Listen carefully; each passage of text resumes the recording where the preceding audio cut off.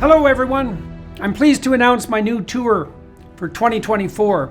Beginning in early February and running through June, Tammy and I and an assortment of special guests are going to visit 51 cities in the US. You can find out more information about this on my website, jordanbpeterson.com, as well as accessing all relevant ticketing information. I'm going to use the tour to walk through some of the ideas I've been working on in my forthcoming book, out November 2024, We Who Wrestle with God. I'm looking forward to this. I'm thrilled to be able to do it again, and I'll be pleased to see all of you again soon. Bye-bye. And so I learned early on, sometimes you have to give yourself what you wish you could get from somebody else. And unless and until you can do that, you're cheating everybody around you that loves you, cares about you, or interfaces with you out of all of who you are.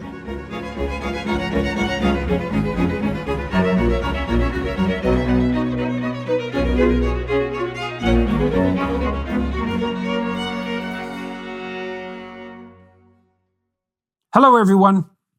I have the opportunity today to talk to Dr. Phil McGraw, who's probably perhaps the world's most well-known practicing clinical psychologist, certainly on the media side of things, and he's been doing that with extreme success for decades, and that's quite something to pull off. And he's come leaping forward once again, not only with a new network that's going to launch on cable and elsewhere on April 2nd, but also with a new book called We've Got Issues, which is definitely the case, both psychologically and socially in the West.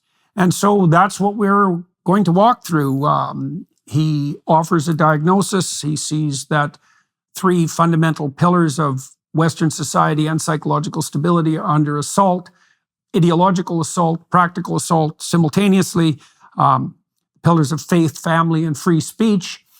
So that's a bit of a diagnostic enterprise. And then he offers 10 working principles to deal with those assaults. And some of those are valid psychologically and some of them valid socially. They all circulate around a central ethos, you might say. So we discuss all 10 principles. We discuss the ethos around which they circulate. We discover that we discuss the necessity of principled conception and action for psychological stability and social unity, and that constitutes the discussion. So you're welcome to watch and listen. Thanks very much. All right. Well, hello, Dr. Phil. It's very good to meet you, and thank you for agreeing to talk to me today. It seems like you're everywhere at the moment, and I want to talk about how you managed that, but I suspect it has something to do, at least, with the topic of your new book, which is We've Got Issues. Yeah, well, that certainly seems to be the case. And you start the book by outlining, in your estimation, well, by making the case that there is something that's under attack, or a set of things that are under attack, and you concentrate on free speech, faith, and family. And so I guess the first obvious question is, why do you believe that we're under attack, so to speak? Why that metaphor? Under attack by what? And why did you pick those three principles as the central focus of your alert and your defense? Great question, and it's so good to sit down and talk to you. So thank you for having me as a guest. I'm honored to be here. Listen, I've been doing this for a long time, as have you, and I've been dealing with the public for a long time and listening to their questions. We get tens of thousands of emails, writing in, and I've noticed that they've really changed across time. Because when you think about it, when I started out my career in psychology, it was way back in the 70s. So I've been through the 70s, the 80s, the 90s, all the way up till now. When I started out on television, it was 2002. And the first text message hadn't even been sent at that point. So things have really changed, and the rate of change has really accelerated across time. And a lot of this technology is good. I mean, there are great benefits from it, of course, but there are a lot of unintended side effects as well. And when I look at what's going on in this country, I think that the backbone of any society is the family. I think that's the strength of any society. And when I say it's under attack, I think it's under attack in part unintentionally by technology, and in part because there are people that are pushing narratives in current society that have nothing to do with reality, have nothing to do with science, have nothing to do with fact, nothing to do with history. They're just running an agenda that's very self-referential, and it is not in our best interest at all to sit silently by and allow these people to hijack what's going on, the narrative of this country. And I'll tell you further that I believe that if we don't speak up, I call it the tyranny of the fringe. I think if we don't speak up, they're going to hijack and start taking over. They're going to take over language. They're going to take over priorities and how those priorities are pursued. And I hear them talking about things that I think could absolutely undermine society, like this equality of outcome concept. To me, I can't think of anything more destructive to a society than teaching everybody that we're going to work towards an equality of outcome. That's been tried. We've got 100,000 corpses to prove that doesn't work. And so I think that we've been just the same in America and in Canada. Has been built on a meritocracy where hard work was rewarded, talent was rewarded, added value was rewarded. And now all of a sudden we're violating some of the most fundamental principles of the psychology, like just simply don't reward bad behavior. Don't support things you don't want to see more of. I mean, this is Psych 101, but it seems like people skip that course. It seems like those that are trying to run some of these agendas don't understand that you have to have an insight into how people are motivated, what gets them passionate, what gets them moving forward. And when I see these things happening, I say, well, somebody's got to step up and call this out for what it is, which is lunacy. And but people are 3 times as unwilling to speak up now as they were in 1950. I mean, the number of people unwilling to take the risk has tripled since 1950. Okay, so let me walk through these things again. I'll lay out a bit of my understanding, and then if you could push back and elaborate on that, that would be helpful. So it seems to me with regard to family, so human beings are unique biologically because of the unbelievably extended dependency period of our children. And so we have a particular reproductive strategy. Other creatures have that reproductive strategy to some degree, but we are the ultimate exemplars of low reproductive rate, high investment strategies. And it seems to me that the corollary of that is that raising children is sufficiently challenging and difficult and also important that one person can't do it well on average. And so the rule seems to be both morally and perhaps arguably biologically that the nuclear family is the necessary minimum of social arrangement that allows for propagation. It's something like that. And so if we fragment the family below the level of the nuclear, then things fall apart. Now, maybe the nuclear family is also too fragmented, but we could start with it as a minimal basis. And so any attempt to, for example, put forward the claim that all familial structures are of equal value is counterproductive if it's the case that raising children is so complex that a minimum of 2 people have to engage in it. So that's on the family side. On the free speech side, I don't think there's any difference between free speech and thought fundamentally. Thought can be awkward because critical thought requires that people dispense with their foolish ideas, and that can be painful. And people who push the no offense agenda would like to believe that we can think, and we can think critically without any emotional consequences. And I don't think that's true, because it's actually painful to have your ideas exposed as foolish and then to dispense with them.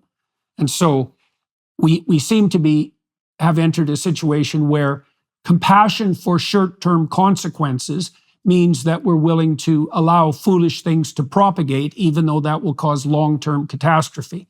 And there's a technical description of morality in there too, which I think you kind of point to when you talk about your working principles. Don't reward bad behavior, support conduct you do not value, for example. That's an injunction not to let foolish things occur in the present, even if stopping them causes some emotional disruption, because then worse things will happen in the future. And then the last one is faith. And faith is a hard thing to defend in some ways because people say faith in what? But my sense is that we have to move forward in faith because we're ignorant, and that means that we have to bet on some things rather than others. And so the question there starts to become, what is it that we should bet on? And so with regard to faith, how do you negotiate that? You're a scientifically oriented thinker as well. And so when you're making the case that if faith is under attack, we're in trouble, how do you justify that claim? Well, for me, I think there are some things that we know. There are some things we don't know. There are some things that we can't know, and we have to kind of sort those out, and that's where faith comes in. I think back, scientifically, there was a time that we didn't have the instrumentation to see a molecule. That didn't mean it didn't exist. We just didn't have the instrumentation to observe it. And I'm the same way about what you were saying about thoughts. I guess if I was going to categorize myself value-wise from a professional standpoint, it would lean more toward cognitive behaviorist than anything. And in cognitive behaviorism, we treat thoughts as behaviors because they are observable to a public of one. And so the fact that it is an observable event, even if to just a public of one, I tend to treat those as behaviors. So I think we have to look at what our thoughts are and think about, okay, we see this. Are we being rational in our thought? Are we not being rational in our thought? And to me, it's not irrational to recognize that we are not all knowing. We are not the repository of all knowledge, and to assume that just because we can't show you faith on an x-ray, like we can a broken leg, is the same thing about depression. People don't understand how psychometrics work. They think we're measuring depression, and in fact, we're not. What we're doing is saying, we're going to give you these psychometrics, and what we're going to do is tell you that you have an awful lot in common with people who have been observed to be depressed. They have higher suicidality. They spend more time crying. They spend more time with flat affect or whatever.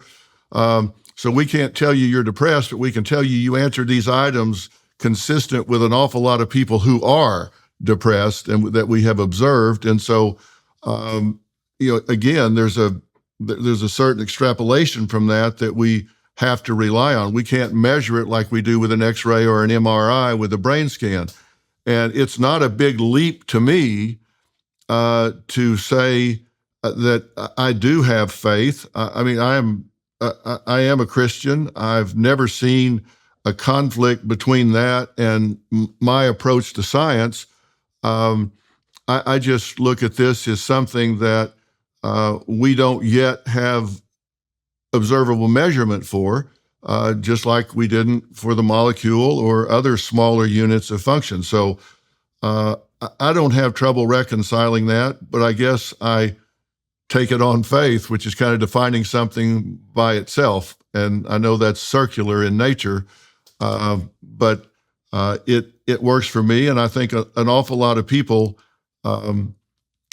find comfort in the belief system that there is a higher power that I choose to call God that is kind of involved in our lives on as active a basis as we want to acknowledge.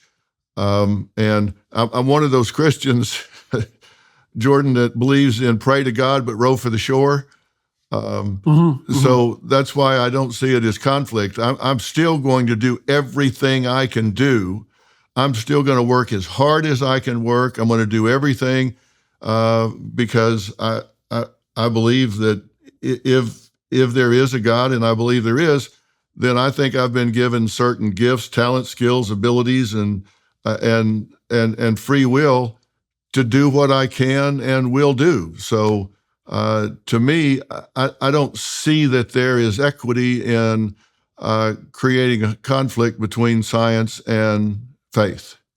So, so I'm going to elaborate on the faith idea here too, because you pointed out that because we're ignorant, we have to rely on our judgment to move forward, and we're permanently ignorant because we actually can't predict the future. The future is actually not predictable. The world is not deterministic, and we know this for a number of reasons, many of which are scientific. So we have to move forward in faith. And so the monotheistic hypothesis is that there's an ultimate unity, and also that that's what we should have faith in. And so I want to run something by you, and you tell me what you think about this. So there's an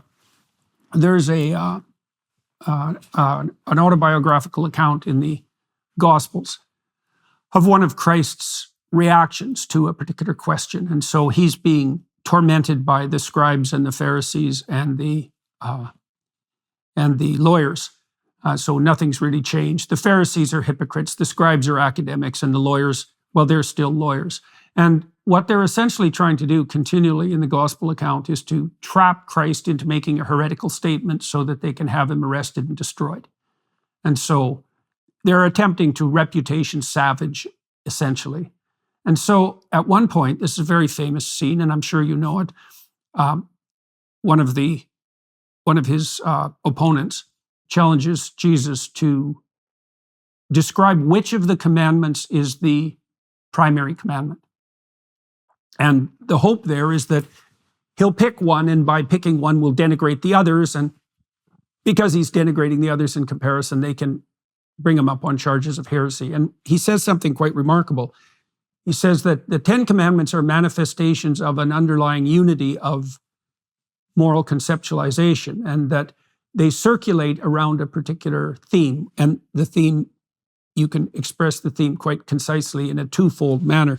You should aim at what's best, God. You should align yourself with the highest possible aim. That's number one. So that orients you. And then number two, you should treat other people as you would like to be treated. You should put yourself in their position and work for that harmonious unity that would emerge if you treated other people the way you would want to be treated if you were treating yourself properly. So it's interesting. So really what he's doing, it's so interesting. He's taking a cloud of conception, which is the 10 Commandments, which were themselves derived from an analysis. It's an analysis, like you said, you conducted in some ways by listening to the tens of thousands of comments that you've received from the people who've been watching and listening to what you've been doing. You accumulated all of this cries from the people, let's say. You derive a set of principles as a consequence of that, but those principles themselves orient around something that's central.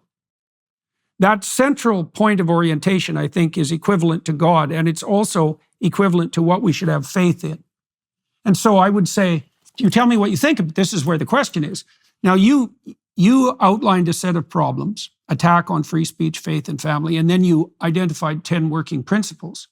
So what do you think of the idea that which you have faith in, and I'm speaking personally here, that which you have faith in is equivalent to the spirit that all of these principles point to? You see what I mean? That there's an underlying unity there that makes those principles coherent.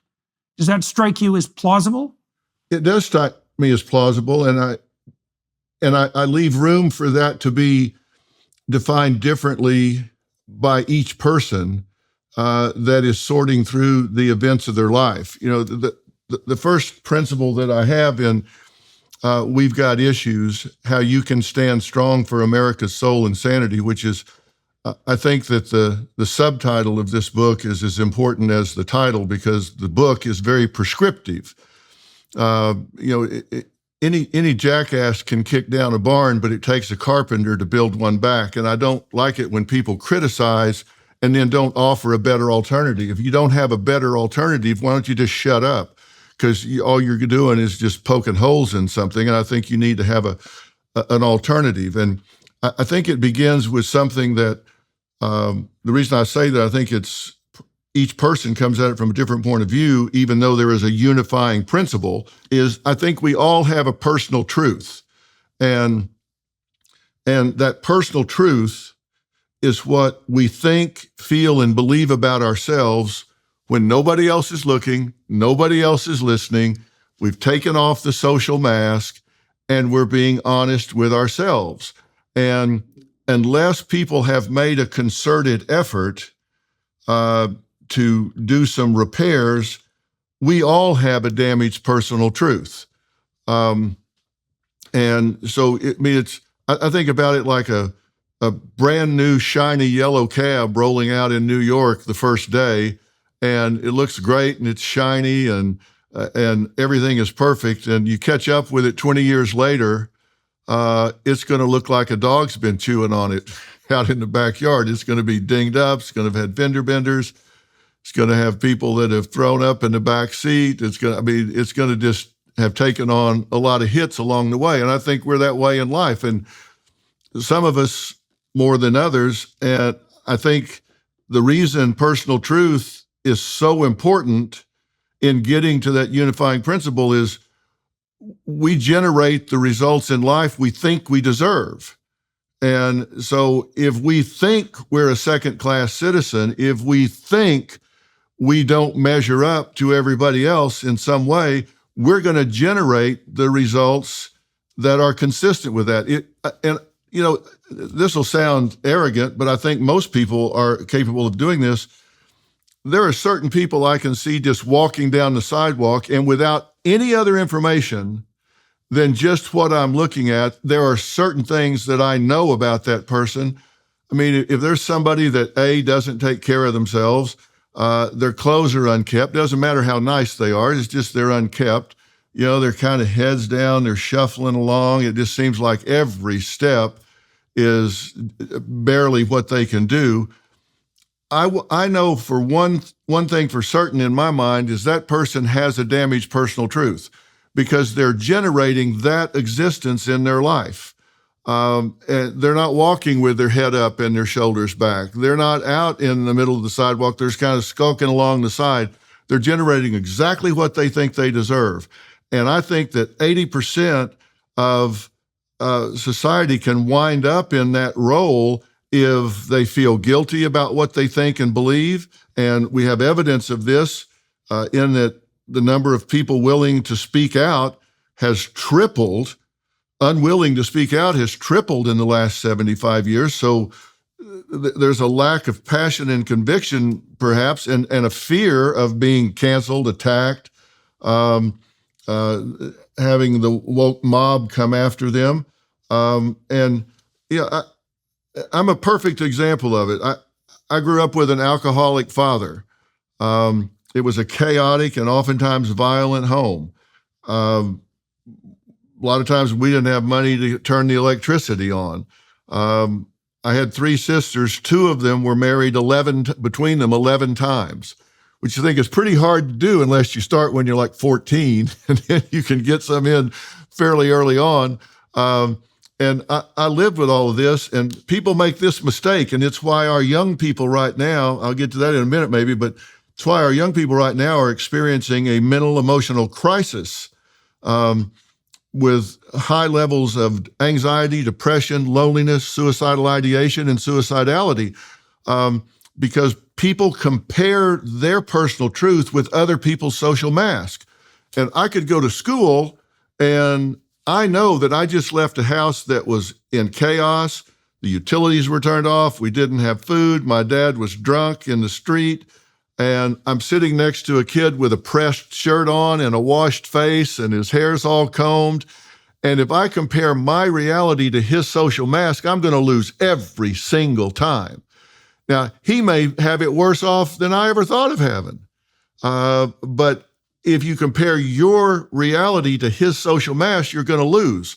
We elaborated on the idea that, you elaborated out a set of principles and that there's a unifying theme behind them. And then you said you bought that explanation. But then you pointed to the fact that other people may come to the table with a different set of principles. And so there's a way that the universal particularizes itself in each life. I would say, tell me what you think of this proposition. So imagine that another person might generate a different list of 10 working principles, but that the higher order principle from which those are derived would remain essentially constant. And I would think that would be equivalent to the undamaged car that you described.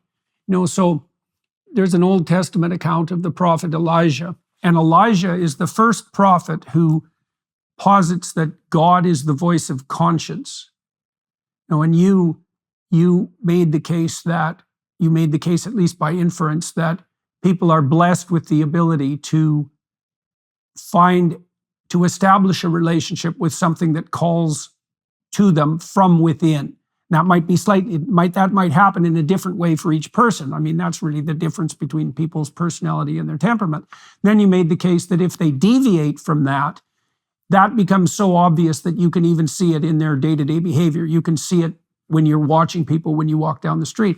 Dr. Phil, one of the things I've noticed is that most people don't watch other people when they walk down the street, right? They look at the ground or they're in their own little bubble. I mean, if you watch people on the street, you can get an eyeful of who they are very, very rapidly. And if people are particularly angry and bitter and they're walking down the street and you pay attention to them, that actually sometimes makes them angry, which is why people will avoid eye contact, because you reflect back to them the hell that they've trapped themselves in.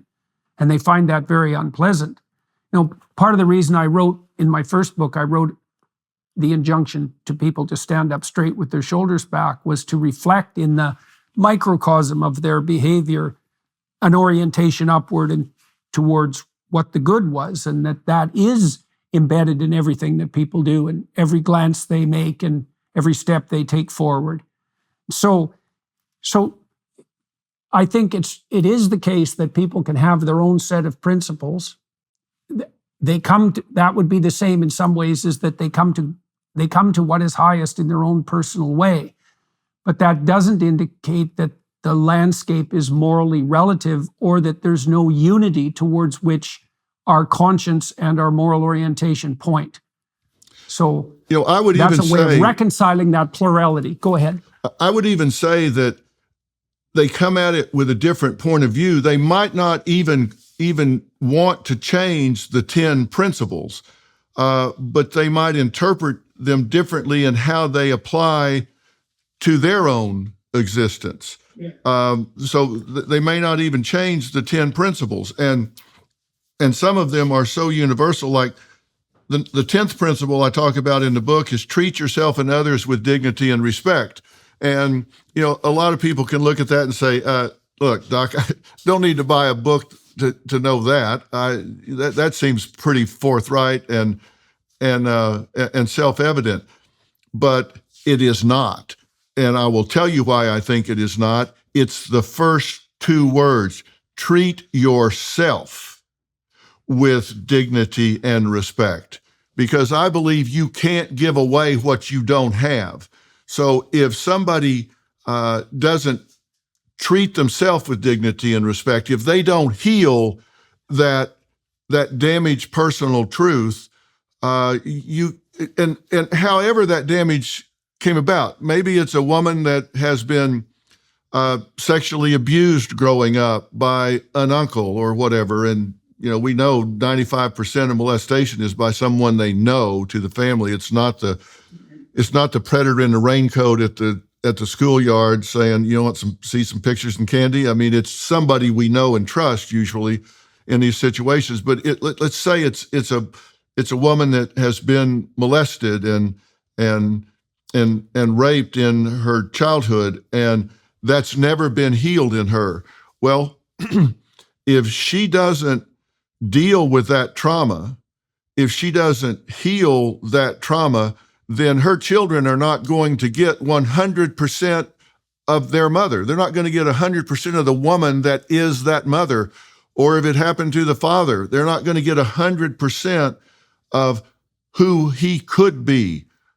who they could bring to the table, the mother or the father bring to the parenting table, unless they heal that damaged personal truth. And, for me in my situation, growing up with that, I had to heal that personal truth. My father died when I was 42 years old. And by that time, I had graduated number one in my class with a double core of PH.D. programs, one medical psychology and one clinical psychology. And I had a very successful business. I had a very successful marriage and children. And I'd gone to school on two athletic scholarships.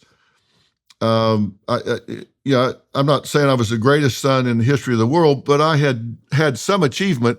But by the time he passed away in 42, when I was 42, not one time ever did he speak the words, "I'm proud of you." I never heard that from my father. And so I learned early on, sometimes you have to give yourself what you wish you could get from somebody else. Sometimes you got to step in front of the mirror and say, "I'm proud of you." Maybe he can't say that, but you can. And so you have to go through whatever's necessary to heal yourself and your personal truth, where you say, "I'm in this success over here, this peace, this happiness, this tranquility is not just for other people. That can be for me too. I deserve that as much as anybody else does." And unless and until you can do that, you're cheating everybody around you that loves you, cares about you, or interfaces with you out of all of who you are. And I think right now, what I'm seeing in this country in this society is intimidation.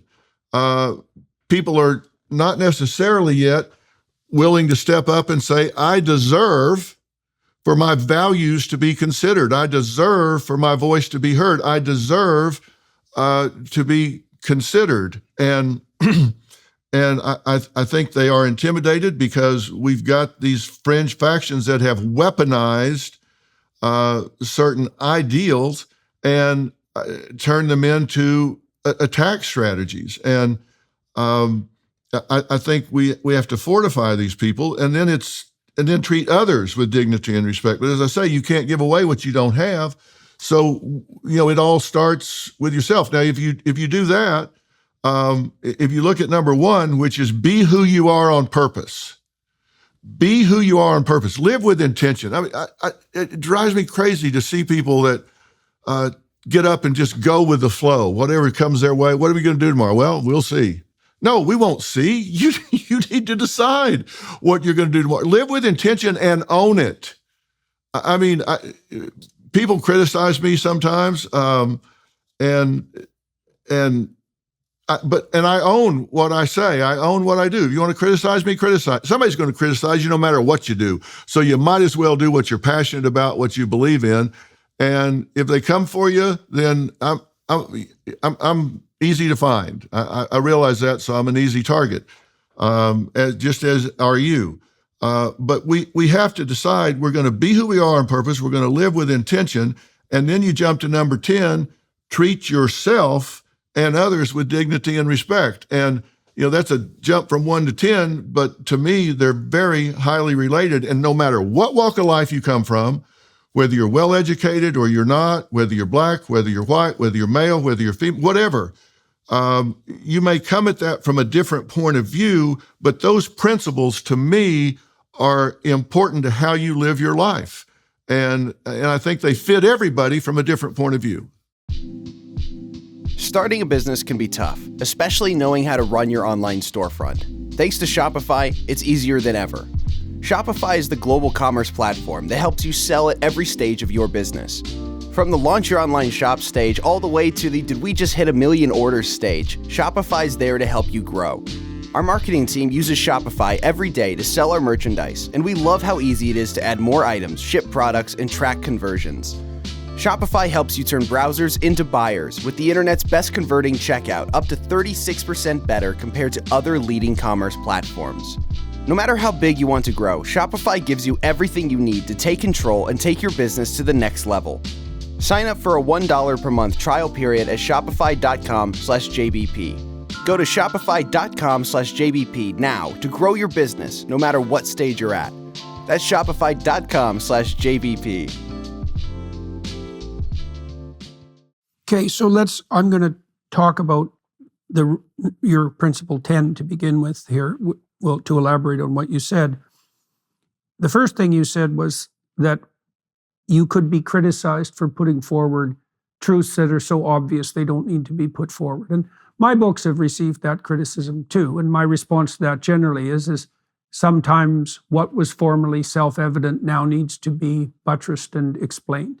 And so, but I'd like to make some counter proposals to your principle 10, just so people know what's even more self-evident, right? So here's some things you could do instead of abiding by your principle number 10. Treat other people as if they are the short-term means to whatever end you're pursuing in the moment. Okay, so that's what you do if you're an immature hedonist, is you look at other people and you think, not only what can I get from this person, but what can I get for this person to satisfy the whim that I've allowed to possess me this moment, right? And the ultimate expression of that, as you know clinically, is something like narcissistic psychopathy, right? Where every single other person is nothing but a landscape of opportunity for pleasurable and immediate self-gratification. And that's the core of truly antisocial, criminal, and predatory behavior. Or you can take another perspective that would be other than treating people with dignity and respect, and you could say, well, treat other people as if they're your pawns if you can exercise power over them. Now, both of those principles are in some ways equally self-evident. Like, if I can get what I want from you right now, why the hell shouldn't I do it? And if you're weak and stupid and I can force you into things, why shouldn't I do it? And I mean, I picked hedonism and power for a particular reason. Like, one of the things I've figured out, Dr. Phil, recently was that when the uniting principle dissolves, so when God is dead, let's say, in the Nietzschean terms, that what comes up immediately to supplant him is hedonism on the one side, and so that's the pull of instinctual whim, and the drive to power on the other. And those two have a dance. And so your principle 10 is you aim at, you don't treat other people like they're means to your own short-term ends, and you don't worship power. Does that seem reasonable to you? And then you've aligned it with rule 1 or with principle 1, and I'll get to that in a sec. But what do you think of that take on your 10th principle? No, I think it's a good take, but it's also not challenging everybody to be totally altruistic, if there is such a thing. Right. And we can talk about that probably till the cows come home. But my point is, like, I can go make a deal. You and I could make a deal. We could open a business and we could say, okay, Jordan, you're going to show up every day at 8:00 and you're going to close every night at 8 p.m. And we're going to be 50-50 partners. And you can be so excited about it that you say, well, yeah, okay. Well, that's not a good deal for me, because you're not going to sit still for that for very long. It may look like I made a great deal, but I didn't make a great deal, because you're going to rebel against that in a really short period of time. Right. Because you're going to be thinking, that was stupid. I'm doing all the work and he's getting half of the profits out of this. So it really doesn't work out if you exploit, manipulate. The thing is, narcissists just don't learn. You can't argue with them, and they only see things from their point of view, so they don't learn, and they can't generalize from one situation to another. But I think most people can, and this isn't really asking for altruism. It's asking for people to say, look, do what works, and it really works if you treat yourself and other people with dignity and respect, because now you get collaboration, and together we're better than we are separately. Right. Well, so what you're saying is that sustainable reciprocal altruism is not stupid self-sacrifice, right? That's basically the issue. Well, and I think you pointed to the proper rationale for that, is that if if the deal you make with someone that iterates, so like a partnership or a marriage, it's going to extend across some time. If it's not predicated on something like principles of universal justice, which would mean equality of worth within the relationship, then all that's going to happen is it's going to devolve into a counterproductive bitterness. And so if you're establishing, I'll give you an example. I set up a business enterprise with my son, and we had been working on a project, and he was working at another job, but he decided that it might be worthwhile to stop doing his other job and to focus entirely on our project because he thought it had some legs. So what I suggested to him was that he go away. So he wanted to know, because we had worked on it jointly, what sort of deal I would be willing to enter into with him. I said, well, why don't you go away and come back with a proposal for me that you're really thrilled about bringing to me, that you think would also maximize my incentives. Because there's a certain utility being associated with me, partly because I have a lot of marketing clout, let's say, if you want to make it just a capitalistic decision. So I asked him to go away and come back with a plan that would maximally motivate him while simultaneously maximally motivating me. And that's a good, there's no stupid self-sacrifice in that. And that's a great thing to bring to a marriage, for example. My wife and I have got better at this in recent years, especially since our children left. Our deal now, the deal I have with her, for example, about whether or not she should accompany me on tour and how we decide to go about doing the next things we're going to do, is I've told her, and vice versa, that she doesn't have to do anything I don't want her to do anything that she's not fully on board with. Right? Now, I could force her and compel her and manipulate her and all of that. But your point is that, well, if you do that with someone, they're going to kick back. And so that the relationship won't be sustainable. How long have you been married? 34 years, but I've known my wife for 52 years. Yeah. We've had a friendship for 52 years. So a long time. Yeah. That is a long time. I've been married 47 and we've been together 50 as well. So it didn't take her as long to make up her mind about me, I guess. Yeah. Yeah. Well, yeah, that could easily be the case. So let's go through this first one. Then let's turn to this one. Be who you are on purpose. Right. And so that's very much akin, I would say, to your principle number 5, which is consciously choose which values deserve attention. So there's an intentionality there. Okay, so do you think you can differentiate for everyone who's watching and listening what the difference is between that kind of conscious intentionality and the exploitation of others? Because it's tricky, right? Even with this interview, I could come to this discussion with an end in mind. I could say, well, I want to leverage the fact that I have a chance to talk to Dr. Phil. I want to leverage that to my advantage. I want to increase my viewership and listenership.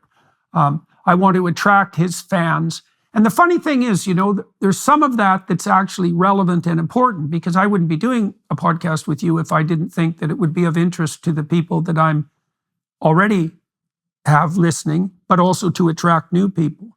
But then if I bend the interview to my narrow ends, then I'm manipulating you and using you, and it becomes, so I'm wondering how do you help people negotiate that line between developing an intentional vision and consciously choosing their values, and yet serving something like a higher order good? Well, I think when you look at number 5, consciously choose which voices in your life deserve the most attention. What you're really focusing on here is making an informed decision, which may be part of number 1. When you be who you are on purpose, you have to decide, am I going to just pay the most attention to the loudest voice just because they're the loudest? Is that what I've been doing? And if it is that what I want to do? And And when you get to number 5, I'm going to consciously choose, which goes up to number 1, being who you are on purpose, which voices deserve the most attention in my life. And maybe it's your conversation with yourself. Maybe it's your conversation with God. Maybe it's your conversation with people outside your bubble. Maybe it's people that challenge what may be a confirmation bias. You have to decide which voices you choose to make an investment in. And I used to think I've employed a lot of people in my life because I've always been entrepreneurial, and I know at times I've employed as many as 1,000 people in collective endeavors. And I used to think, for example, that if I had 2 people sitting in front of me that were the same in everything that I could determine, and the only difference was that one had been to college and one had not, that if there were no other tiebreakers, that frankly, I would tend to go with the one that had graduated from college, even if the degree was in art history or something that wasn't germane to the job I was hiring them for. And the reason was I knew something about that person I didn't know about the other. I knew they could sustain the pursuit of a long-term goal. Right. I knew they could get along with assholes. I knew they could work as a team. I knew they could meet deadlines. I knew that there were a lot of things about them that I knew that I didn't know about this other person. That other person could as well, but I knew that about this person. I don't know that anymore. I don't know that about college graduates anymore because now they don't have the attitude that it's their job to get along with the professor. It's their attitude that the professor has the job to get along with them. I have no idea how much their mind has been poisoned by what I've termed intellectual rot from some of these elite universities. So what I used to have as kind of a tiebreaker because I knew something about a graduate I didn't know about a non-graduate is not valid anymore. So I've had to change which voices I'm willing to listen to and what things I'm willing to give weight to.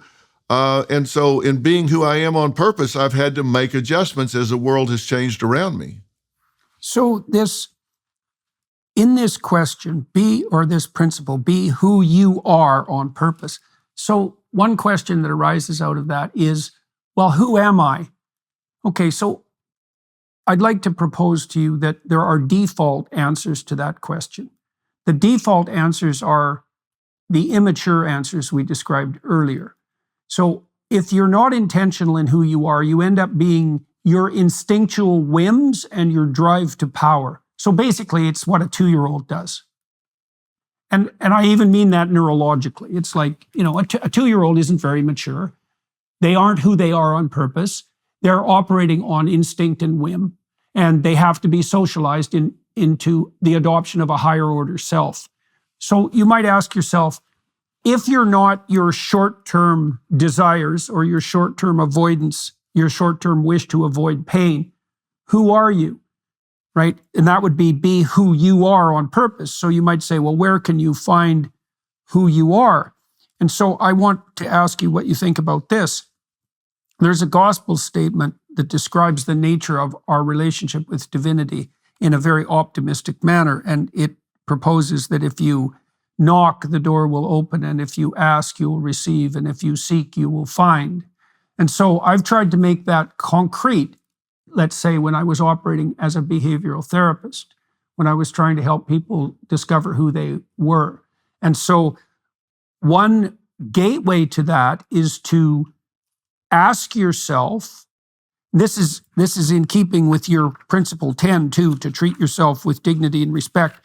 Imagine that you are caring for yourself as if you're valuable.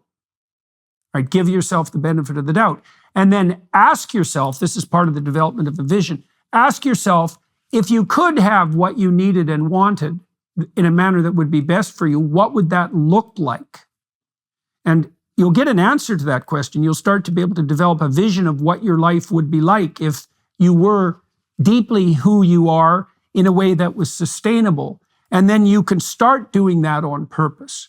Now, the reason I'm asking you that question and presenting those possibilities is because the question of who you are, that's the question of identity, is begged by your first principle. When people are saying now that they're their sexual identity, right? That's the biggest claim in our society, and that they should be proud of that claim.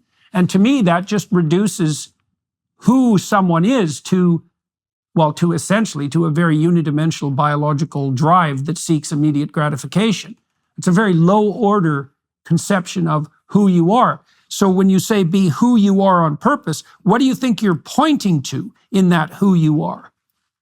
I think it is a much harder question than people anticipate when they begin, which is why I say you've got to really sit down and think about this. Because when you ask somebody, tell me who you are, and you cannot use your occupation or what you spend most of your time doing in the answer. If I take that away from them, like if you're an accountant, that's what you do all day, 50, 60 hours a week. And I say, tell me who you are, and you can't use your occupation in the answer. It's astounding to me how people struggle because they identify themselves with labels. And, I'm an accountant, or I'm a welder, or a welder's helper. And now, as you say, a lot of people have adopted a cause, and so they put that like they want to tattoo it on their forehead. That's not who they are. And sometimes do. Yes, exactly. But that's not who they are. Who they are is multidimensional. It cuts across intrapersonal, interpersonal, spiritual, familial. It cuts across a lot of different levels, and I think it comes down to a real heavy. If you're doing a weighted equation, you have to give heavy weight to what they believe and what they're passionate about. And if in that description there's not something in there that they're really passionate about, I really say, wow, I would encourage you to seek that passion, because I think going through life without a passionate pursuit, man, that's got to look like 9 miles of bad road. I mean, you're just pushing a rock up a slippery hill. If you're not passionate, if you're passionate about something, then all of a sudden work becomes something that you want to do. It becomes something. It maybe your work and your vocation and your avocation can't be the same thing, but if you ever hit that, you've won the lottery. If you love what you do enough that it's both your vocation and your avocation. And right. Well, I think that's the fortunate circumstance that you find yourself in when you align what could otherwise just be whim with a higher order calling. And I think the traditional insistence, there's a traditional insistence that the Spirit of God is the divinity in calling, right? And you're pointing to that. You're using secular language, and likely purposefully, but your notion is that there are things that will interest and compel you in your life, and your job is that's the call of the treasure that the dragon guards. That's a good way of thinking about it. And that if you pursue that infuses your life with a kind of sustaining meaning. When I wrote my first book, when I wrote Maps of Meaning, I wrote a chapter in that book called The Divinity of Interest, and it was really a paean to calling. And I knew it was incomplete. And so I want to run this by you because I think this is implicit in your principles too. You say, for example, don't reward bad behavior or support conduct you do not value. That's number 3. Do not stay silent just so others can remain comfortable. Actively live and support meritocracy. Those seem to me to be pointers to integrate conscience with calling, right? So imagine that there's two mechanisms that orient you towards your higher realization. Let's put it that way. One would be the calling that infuses your life with significance and meaning, but it can go off track, right? It can become a delusional enthusiasm or a whim. You need another countervailing force that's something like conscience. And maybe that's the voice of integrated negative emotion, the warning voice. And so the calling says, go this way. And the conscience says, yeah, but stay on the path, right? Don't be tempted by short-term callings. Stay on the path and keep yourself in check. And so that seems to me to be manifested, for example, in this. Let's look at number 6 just briefly. Do not stay silent just so others, you could say as well, do not stay silent just so others and yourself can remain comfortable. And you mean temporarily comfortable, I would presume, in that utterance as well. Yes. So the question that begs is, well, look, if I can stay silent and other people are comfortable, then why shouldn't I stay silent? And so let's walk into that. What's your sense of that? Well, my sense of that is that you have a lot of people right now that are going to be uncomfortable if you call out some narratives that are being pushed on society that don't gel with your values, don't gel with your sense of factual base and science. And that's why if you look at number 4, measure all actions based on results and all thoughts based on rationality. And you're right. I'm describing these in secular terms on purpose, and people think, well, rationality is not a word I use every day, so how can I use that? It's really very simple. Number 1 is that thought based on verifiable fact. So if you have a thought, and we tend to believe ourselves, right? I mean, if I put a blindfold on you and walk you around downtown or whatever, and you believe I've walked you to the edge of a 10-story building, and you believe that, we tend to believe ourselves, and that's what you're telling yourself. You're going to fight like trying to put a cat in a sack if I'm getting you to take the next step. You're like, whoa, no, I'm not going to do this because I've told myself this is going to be a doozy when I take this step. So if you're telling yourself that, you tend to believe yourself. Well, we've got to start getting people to verify their thoughts.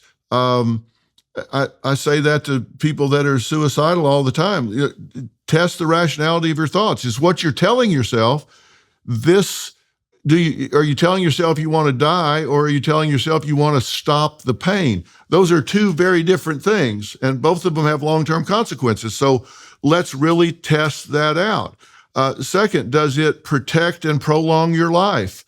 Does it get you what you want? I mean, there are just some very simple questions that you can ask yourself, and all of a sudden, if it fails any of those simple criteria, then you go, okay, I got to replace this with something that fits the criteria. Now, people aren't just kind of wandering around deciding, well, I trusted myself, but I didn't really know how to test my thinking. Well, I'm just giving them a very simple way to test their thinking. Number 1 being, is it verifiable fact, what you're telling yourself? And if it's not, you don't even go to number 2. You've got to deal with facts and reality. And people that are rejecting science, saying biology just doesn't apply. We're going to decide that we're changing all that. There aren't men and women. We're going to change all that. Well, I'm sorry. You don't get to just decide that. Yeah, I guess you can decide that for yourself, but you're certainly not going to decide it for me. And if you're pushing that agenda, that's where you can't stay silent so others remain comfortable. You just can't let them run roughshod over you and everybody else with that agenda, just so they don't get upset with you for saying, no, sorry, I'm not going to let you rewrite biology for me and my family, me and my life. I'm not going to let you pretend we didn't have slavery in our history just because you've decided that it's not good for kids to hear about that. Well, I've decided it is good for kids to hear about that. I've decided they need to know that there were dark times in our history, and we can only learn from those dark times by acknowledging them. You can't change what you don't acknowledge. You've got to acknowledge this. So I think I'm trying to get people to start thinking, but if you give them some rules for thinking, they're going to be more efficient about it. We are in the midst of Lent, the 40 days leading up to Easter. Many Christians are choosing to give up alcohol, social media, and other distractions to focus more on prayer, fasting, and giving. Hallow's annual Pray 40 Challenge is one of their most popular. Last year, over 1 million people joined. This year's Pray 40 Challenge focuses on surrender and includes meditations on the powerful book, He Leadeth Me. This is a story about a priest who became a prisoner and slave in the Soviet Union during the Cold War. His story is one of ultimate surrender, and we are called to surrender our worries, anxieties, problems, and lives to God. There will also be Lent music, Lent-specific Bible stories, and other Lenten prayers like the 7 Last Words of Christ with Jim Caviezel. Hallow is truly transformative and will help you connect with your faith on a deeper level. So what are you waiting for? Join Hallow's Prayer 40 Challenge today. Download the Hallow app at hallow.com/Jordan and you'll get an exclusive 3-month free trial of all 10,000 plus prayers and meditations. That's hallow.com/Jordan. Right. Okay. So you're integrating, in that answer, you integrated principle 3, 4, and 6. 3 was don't reward bad behavior or support conduct you do not value. Do not stay silent just so others can remain comfortable. That's 6. And 4 was measure all actions based on results and thought on rationality. So if I understand you correctly, one of the things you're pointing out is that you're called upon to make your opinion known. You're called upon to say something. You're called upon to differentially reward and punish based on the concordance of what you're hearing with what you know to be true rationally.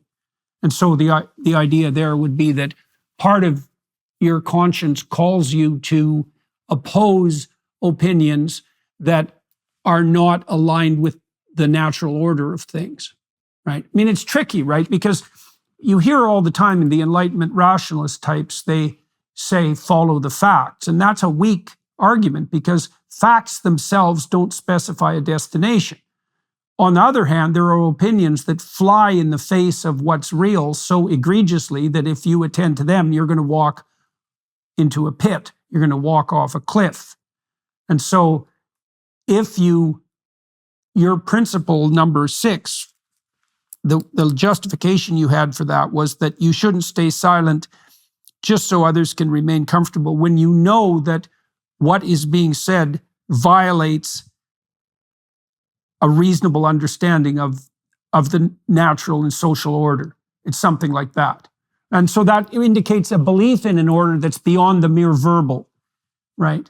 You know, like the Derrida in particular, I think it was Jacques Derrida in On Grammatology, he famously said there's nothing outside the text. Now, he walked that back to some degree when he was pushed on it, but I think it does get to something that's core in the postmodernist ethos, which is the idea that there's nothing to truth but the consensus of words, and that if you can change the consensus of words, you can change the truth. But the thing is that the verbal order has to reflect the intrinsic order of the cosmos, or it becomes delusional. Like a delusional verbal representation is internally consistent, right? And people can even develop a consensus around it, which is what a fad is or a social contagion.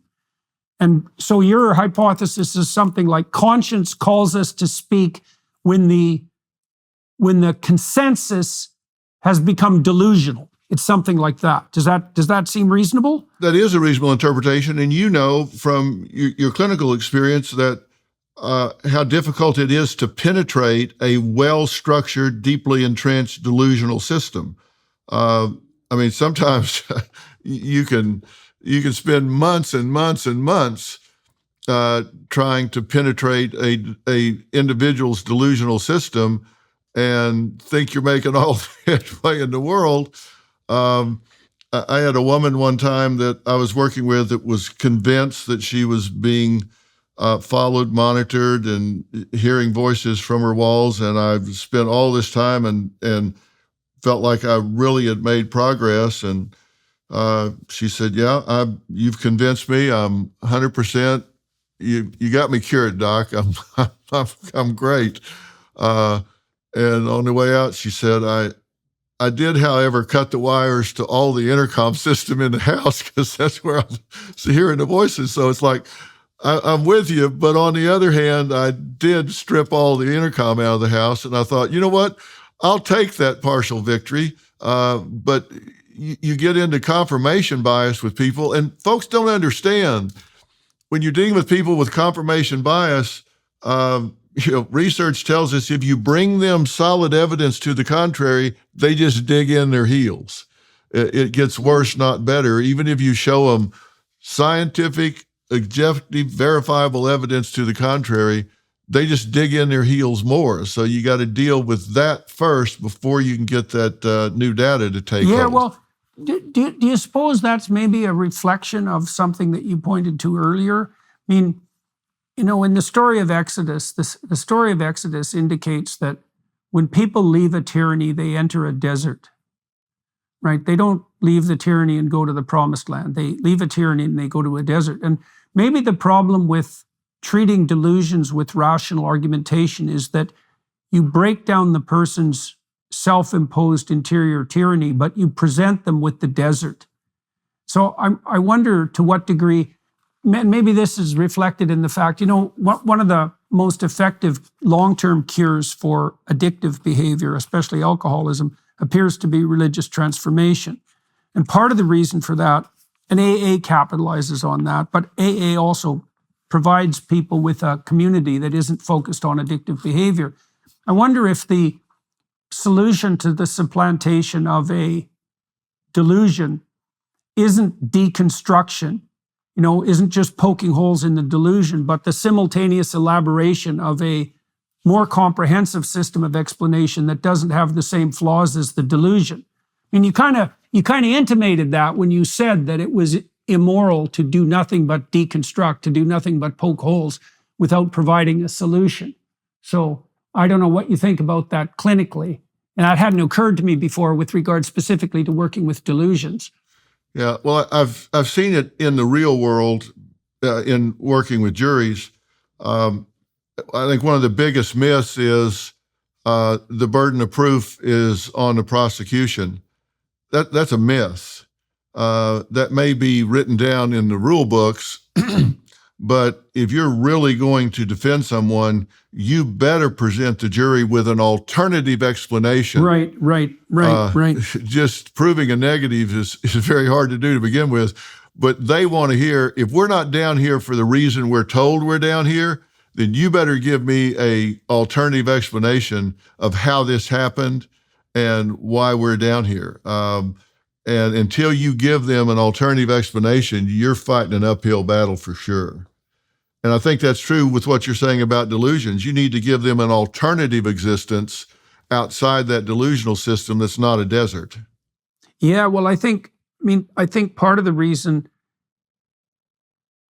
people need a coherent belief system, because otherwise they're incoherent, right? And so what happens, I think this is also why power and hedonism have become focuses of identity, is when the higher forms of identity collapse, then people default towards narratives of power. That's what the Marxists do, right? Or this meta-Marxism we have now is every single dimension of potential comparison between people devolves into explanation of power, right? Is that all there are there's an infinite number of dimensions of oppression. And it's an interesting explanation because when systems deteriorate, they do deteriorate in the direction of power and oppression. So there's almost no system that you can point to that can't be explained in part with a power narrative.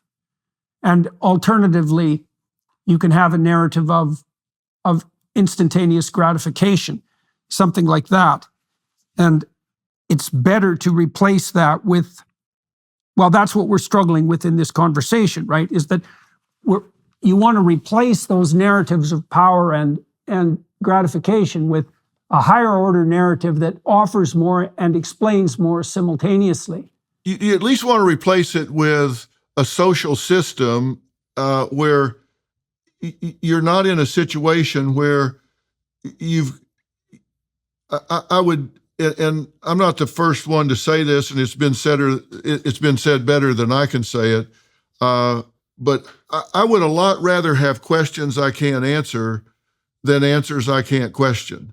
And right now, we're in a situation too often where we have answers we can't question, because if you question an answer, you're labeled a hater, you're labeled some kind of phobe, you're labeled some kind of heretic just by asking a question. God forbid you disagree, but I would a lot rather have a whole set of questions we haven't found the answers for yet than have a whole set of answers I'm not permitted to even challenge, question, dig in on.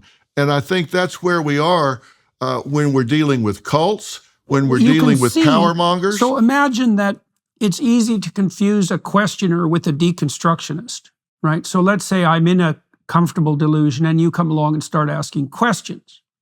Now, my objection to you could be, you're doing nothing but poking holes.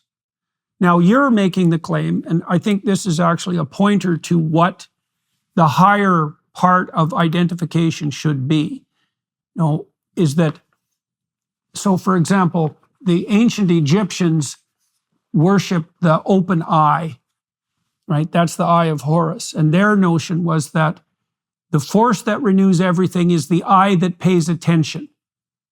And it's akin to the idea of questioning, right? The redemptive questioner questions to build. He doesn't question to destroy. But it's easy for people who are entrenched in a delusion to treat every questioner as if he's nothing but an agent of destruction. And, you mention something here, which is work hard to understand the way others see things. If you're a questioner and you're using your questioning to do nothing but destroy the other person's belief system, to elevate your moral stature, right? To show that you're smarter, to show that you have all the answers. That's like the sin of intellectual pride, I would say. It's easy to be viewed as a deconstructive agent, and then you can understand why people get defensive about their beliefs. So you need to question in the attempt to replace what's insufficient with something better, right? So you have to be a builder and a questioner. And it seems to me that conception of who you are, that's part and parcel of treating yourself and others with dignity and respect, or even being who you are on purpose, that means something like the recognition that you're a building questioner, right? Not a destroying questioner, and putting that at the center. I think that requires you to do something that most people, I don't think, come to naturally, and that is, we have to determine what other people's currency is, because we assume that people have the same currency as ourselves.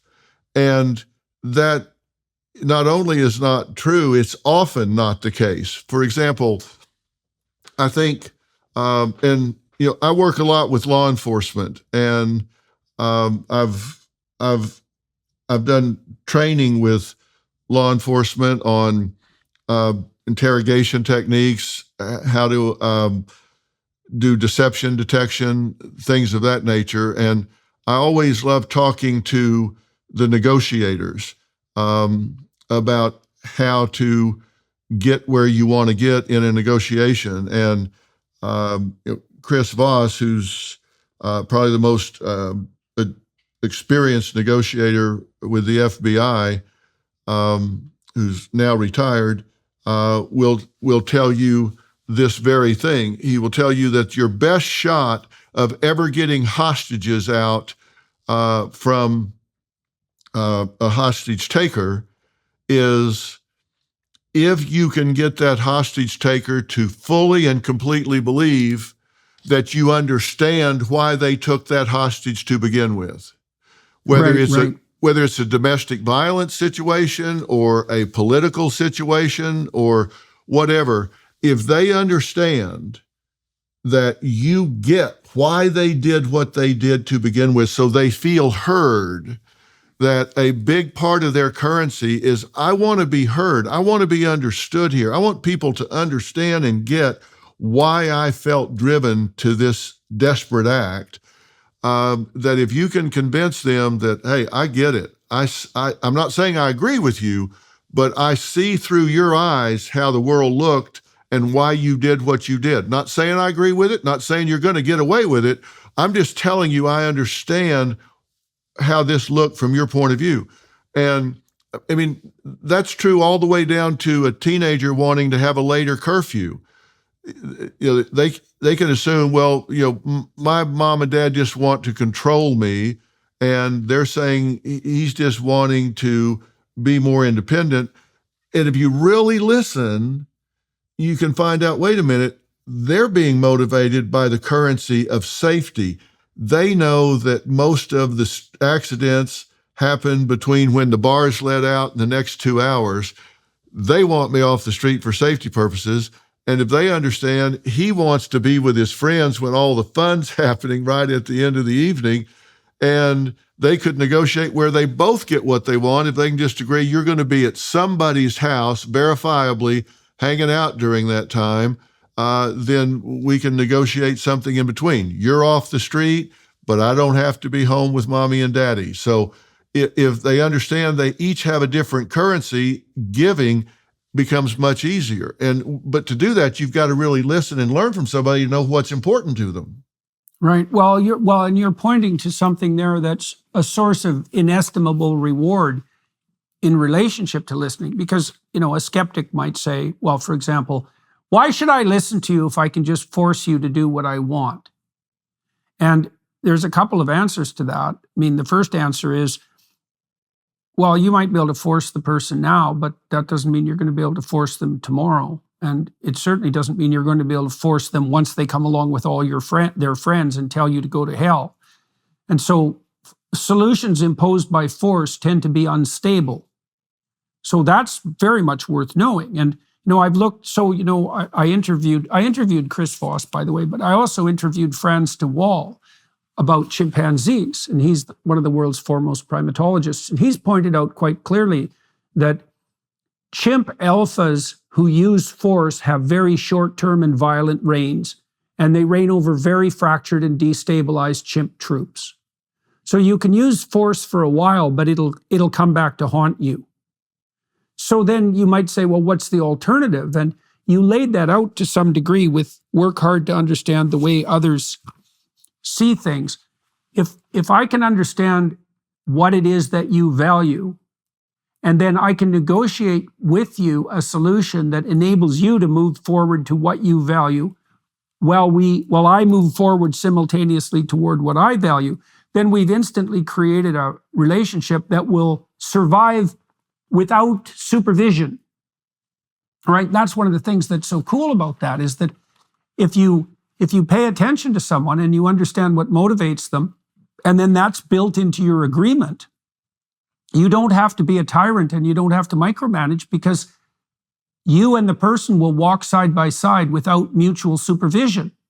Right? So Jean Piaget figured this out, by the way, when he was studying children. He figured this out technically. He said, imagine you put two systems in head-to-head competition with one another.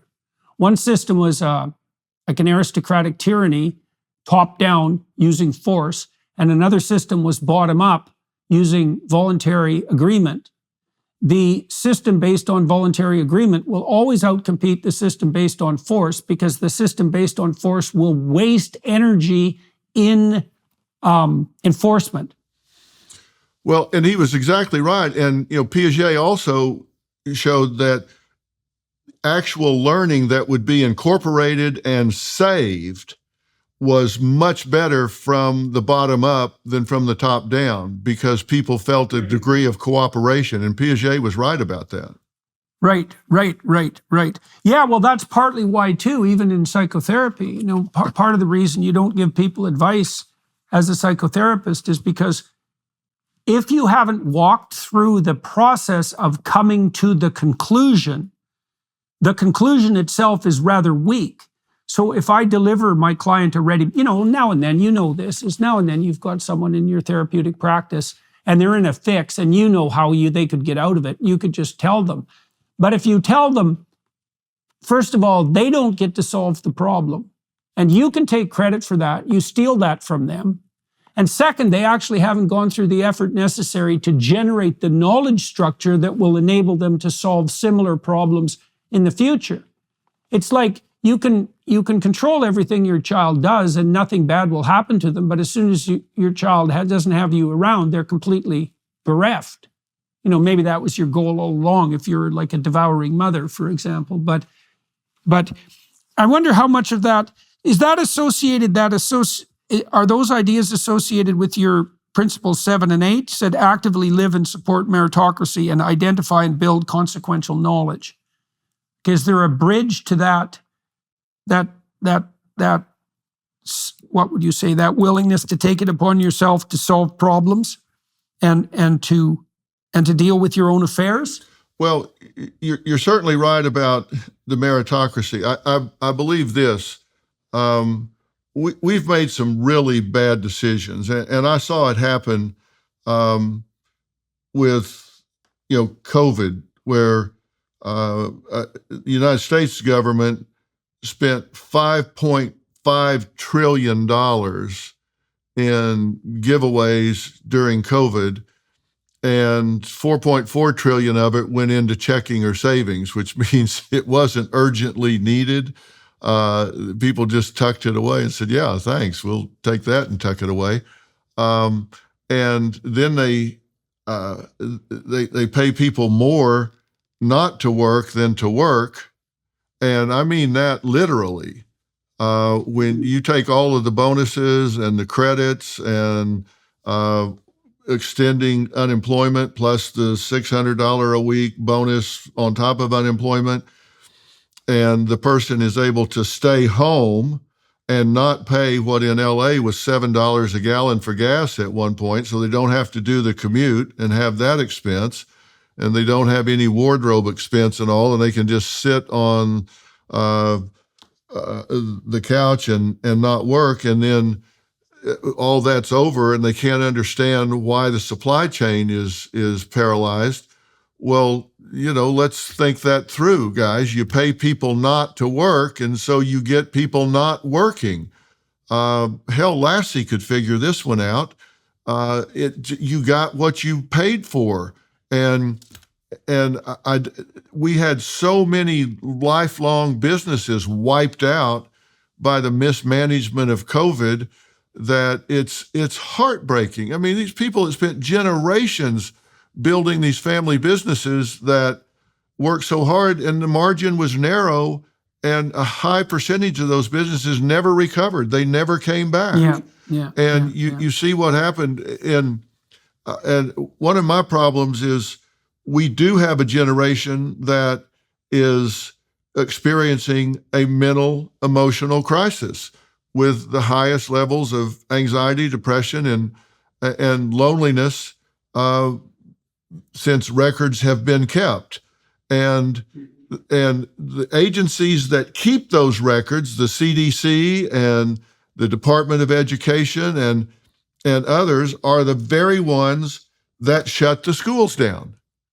They shut the schools down. And as I said early in our conversation, I was fine with that for a couple of weeks, but then it turns into months, and then it turns into a year, and in some cases it turned into 2 years with remote learning that they knew did not work, particularly with low socioeconomic and inner city populations who didn't have good Wi-Fi connections, didn't have parents there to help them along the way. And when they shut the schools down for that long, they did that knowing these kids were in a mental and emotional crisis, and they knew that those schools were a lifeline to those kids, that they needed that for emotional development. They needed it for educational achievement. They needed it so they had social development, and they shut it down anyway. They also knew that the mandated reporters, the teachers, the counselors, the cafeteria workers, and bus drivers and coaches were at the schools. And those were the ones who had their eyes on these children and could report if they saw signs that the child was being molested or the child was being abused in the home. They shut all of that down. And when they did, those referrals dropped 40 to 50% in some major markets. And these kids were sent home behind closed doors, locked up with the very abusers. It's not that the abuse went down 40 or 50%. It probably went up because of the frustration of being locked up at home behind those doors. And they shut the schools down without any plan for bringing them back.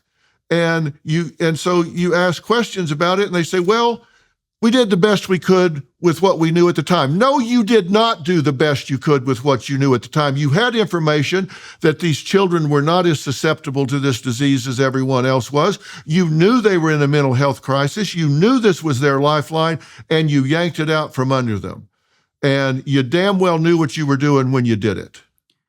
So lurking behind that, your principles 7 and 8, I've got about 3 more questions I hope we can address. And so we'll start with this one. I think I've been thinking a lot about what might constitute a meritocracy from a technical perspective. And so, well, the first thing we might point out is that hopefully we could all agree that there are some things that are worth doing in comparison to other things. And if we can't agree on that, we can't ever get anything done. So some things are worth doing in comparison to others. Doing the things that should be done efficiently and effectively means that we can do more of them, or we can do the good thing faster. And so that seems to be good. And then a meritocracy it's essentially reward for those things. It's reward for those things and punishment for failure to do it, right? So once you decide that something is to be done, you valued it, then you value those actions and patterns of attention that will lead to that outcome. And that's a meritocracy, right? And so then you could add another level of definition there that ties in with what we've been describing, is that if the proper self is something like long-term harmony established voluntarily with others, then a proper meritocracy is a system that rewards behaviors that are aimed at that and punishes those that aren't, right? And that's also what you would be called upon to speak about, for example, when you're not staying silent just so others can remain comfortable. So there's a technical issue with regards to meritocracy here. Now, you can tell me what you think about that, but then I want to tie that into something you mentioned much earlier too, which is the tyranny of the fringe, right? So I think there's always a fringe, right? And I think the fringe generally tends to be people who are pursuing power and people who are pursuing short-term hedonistic self-gratification. And the fringe is much noisier and much louder and much more dominant than it's been, certainly that I can ever remember. And I'm wondering, Dr. Phil, do you think maybe I've been wrestling with this idea, we're all connected together now, and there's no reason to assume that what's pathological can't spread with equal rapidity compared to what's valuable, right? So now we're all hooked together. We could say, well, good ideas spread faster, but we could say, well, yeah, bad contagious ideas also spread faster. Now, part of what stops bad contagious ideas from spreading in real life is that you can identify the people who are spreading them and you can stop them. It's because you see them face to face and maybe you, in principle, continually interact with them, right? So they can be held responsible. So here's a hypothesis. It's a deep hypothesis. You tell me what you think about it. Virtualization enables psychopathy. And the reason it does is because it decouples action from consequences. I mean, it's almost like a definition of virtualization, right? I mean, if I'm an anonymous sadistic troll, I can say whatever the hell I want to anyone whenever I want. And not only do I not have consequences, I may get attention for it, right? So the incentive structure. So imagine this, and I'm asking you your opinion as a psychologist. So 2 questions. do you think virtualization might enable psychopathy? And if it does, then what do you think of the danger that poses? Well, I'll answer both of those questions, and I answer them pretty much in the affirmative. I don't think that situations create heroes, for example, and I don't think situations create psychopaths. I think it reveals who they are. And and so you get someone that becomes a keyboard bully, you get somebody that goes just completely out of control.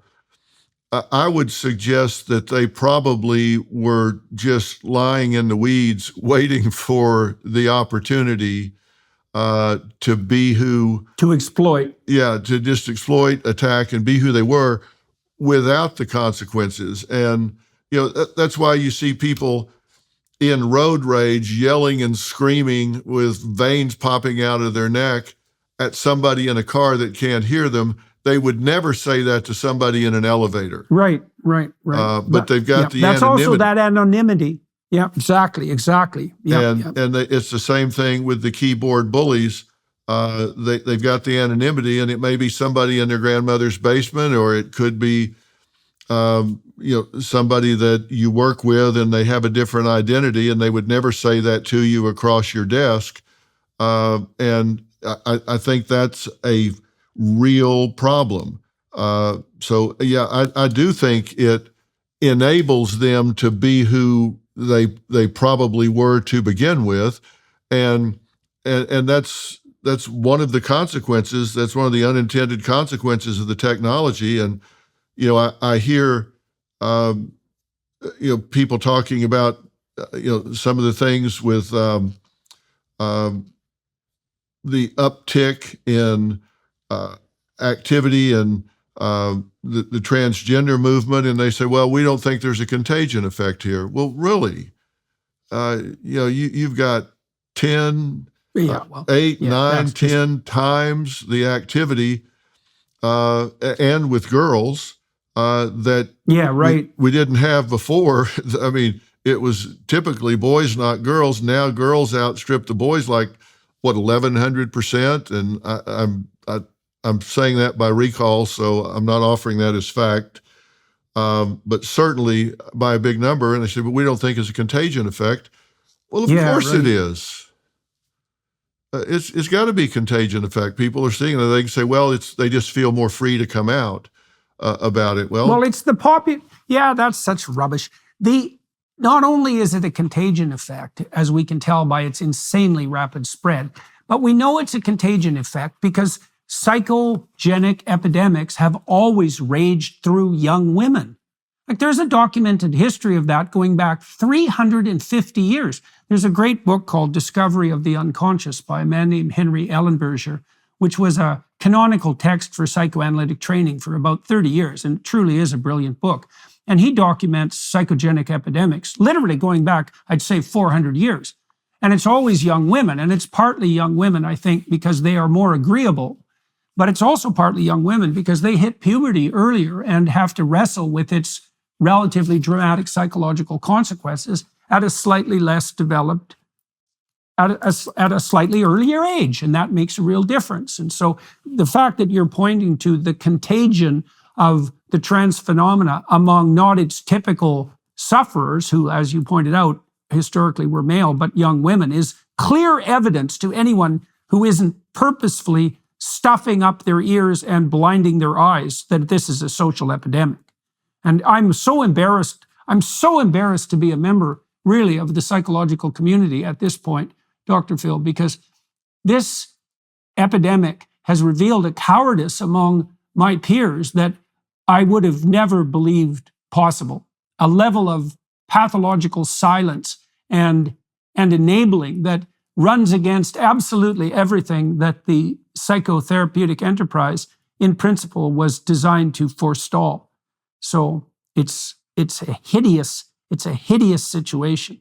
Well, we've seen it's more than just silence, I'm afraid, because we've seen the American Psychological Association, the American Psychiatric Association, the American Medical Association, the Academy of Endocrinology, on and on, that have all signed off on it.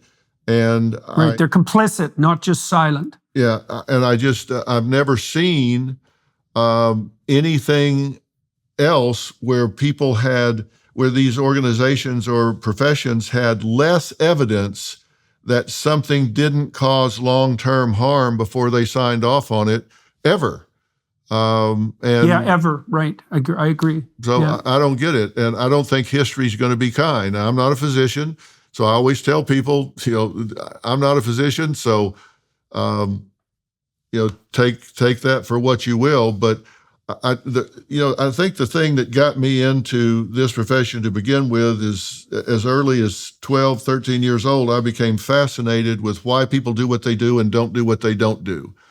And I remember the day that it got a grip on me, and I was never the same after that day. But I've been fascinated with that equation, why people do what they do and don't do what they don't do. And if you understand that, that is a great tool in life in getting things done and understanding others. And I just, you can't spend your life focused on that and not see things like a contagion effect.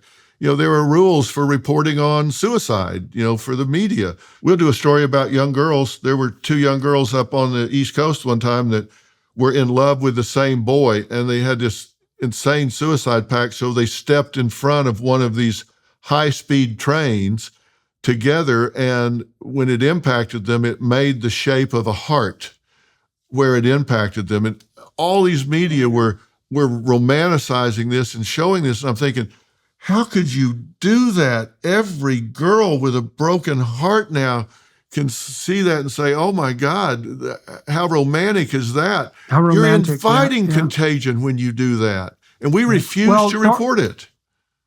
Dr. Phil, that's going to happen in Canada. This is what's going to happen in Canada. So I told the Canadian government back in 2016 that their Bill C-16 would produce a social contagion among young women. I said that directly to the Senate. But now there's something else happening, and I'd like your opinion about it. So Canada is going to extend its euthanasia operation to the mentally ill. Now, they've already tried to do that. It didn't work yet, but that's where it's headed. So my sense, now I've already seen one case report of this, but my sense is that this is what's going to happen, is that they'll extend MAID, medically assisted death. It's the Canadian euthanasia program. They're going to extend that to the mentally ill and to minors. And so what we're going to get is a death romanticism of MAID suicide among young women. And it'll eclipse the trans contagion, I think. And I think it'll happen for exactly the reason that you just described, is we'll get romantic accounts of early suicide among attention-seeking, desperate young women who are also tempted. You know this too, because if someone does have a pronounced depressive temperament, one of the temptations that's going to befall them is the belief that everyone else around them would be better off if they weren't there. Yes, and so you can see how that can take on a... That's the number one reason for suicide, right? They're a burden. They believe they're a burden. Right. Exactly. And that can easily be romanticized, especially if you also want to avoid the responsibility of growing up, right? Because that's that's why there are suicidal crises among adolescents, is because they are deciding whether they're going to take on the burden of responsibility of adulthood and the opportunity and adventure of adulthood as well. Well, how do they answer? It's easy to romanticize Go ahead. How do they answer this question? How does that individual, if they have a mental illness to this level that they want to die, how does that person give informed consent if they're incapacitated to the point with a mental illness that they want to die? How do they give informed consent? Oh, yeah. You and your logic. Look, man, how does a 13-year-old give consent for a double mastectomy? We're already way past that. We've blown out the necessity for informed consent long ago, and that'll provide absolutely no barrier whatsoever to the people who are pushing the MAID agenda in Canada. Like Dr. Phil, that question won't. There'll be endless academic papers written by demented ethicists providing an answer in the affirmative, which will be something like, well, they still have sufficient capacity to decide whether their lived experience indicates that their suffering is such that it would be better if they didn't exist, and you have no right to interfere with that.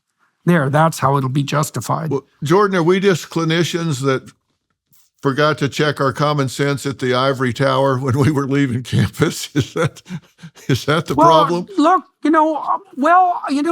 I don't know what to make of this, because I know perfectly well that the cohort of people I graduated with, say back in the 1990s, were very well-trained clinicians. I think that, well, what's happened to me in Canada, you may know this, is that my license is being threatened by the Ontario College of Psychologists. It's not just being threatened. I mean, their plan is to take it.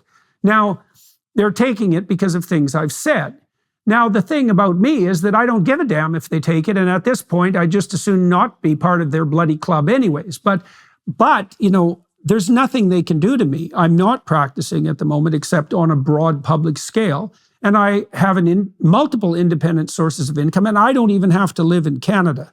So, I can tell them to go to hell without too much damage, but I'm watching what's happening in Canada, and the colleges, the medical colleges and the psychological colleges have sufficient clout so that anyone who puts a toe outside the lines can be certain that they will be the recipient of anonymous denunciations, that they will be subjected to endless expensive lawfare, and that they could well be stripped of their right to practice.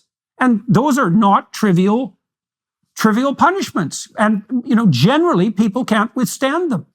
So I have a two-part question maybe that we can use to wrap things up here. The first an observation. You've been popping up everywhere in the social media world, especially in the last couple of weeks, and I have a question about that that's personal and also one that's more issues-based, let's say. I've noticed that it's been very hard for people who've made a name for themselves in the traditional media to transition, so to speak, to the online world. It's sort of like watching TV actors try to make it in the movie world. Sometimes that works, but most of the time it doesn't. Now, it does really seem to be working for you. And I'm wondering why that's working for you and how you've managed it, how that's related to your new book, and what you think is driving you forward to continue speaking as you have in your legacy media career, but now increasingly online. So let's see if we can address all of those points. What is it that you're doing right to make this transition to the online world, and what is driving you forward to continue to speak on these issues? Well, that's a two-part question, and I'll treat it just that way. I think the part about social media is probably driven from a negative standpoint in the sense that I think there are a lot of factions out there that think I'm very dangerous right now because I'm talking about things that don't allow them to remain comfortable. And I'm willing to debate anybody, anywhere about anything that I'm qualified, in my opinion, to talk about. Now, I'm not going to tell you what to do with your 401k because I can't add 2 and 2 and get 5 every time. But when you talk about the things that are in my book, if you've noticed, there are extensive references to the professional literature at the end of every chapter because I do my homework and I know that literature backwards and forwards, and I've studied it, I've read it. I don't go get my information on Google. I get it by actually reading the core articles and understanding why these things are happening. And I think when I go out and talk about these things, I think it's very threatening to some people. I've been shadow banned. I've had videos that go up and they just go crazy viral for 15 minutes and all of a sudden, bang, they're gone.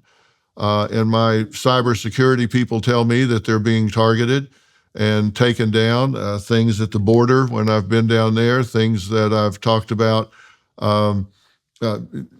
just concerning, content in the book. I think that I'm clearly there. It's backfiring. There's an attempt to silence me on these matters, and I think it's backfiring because people want to hear what I have to say, and people are getting their information differently now. They're getting their information on YouTube and social media platforms and that sort of thing. So a lot of that stuff I'm not posting, others are posting from what I've done or said somewhere here, there, or yon.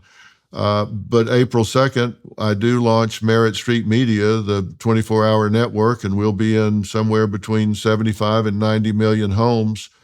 I think it'll be the biggest launch since Fox, as I was saying. So I think it's going to be prolific for people to find. And, you got to take a position. And I'm willing to take a position. And I think people find that both threatening and refreshing. I think it covers the gambit.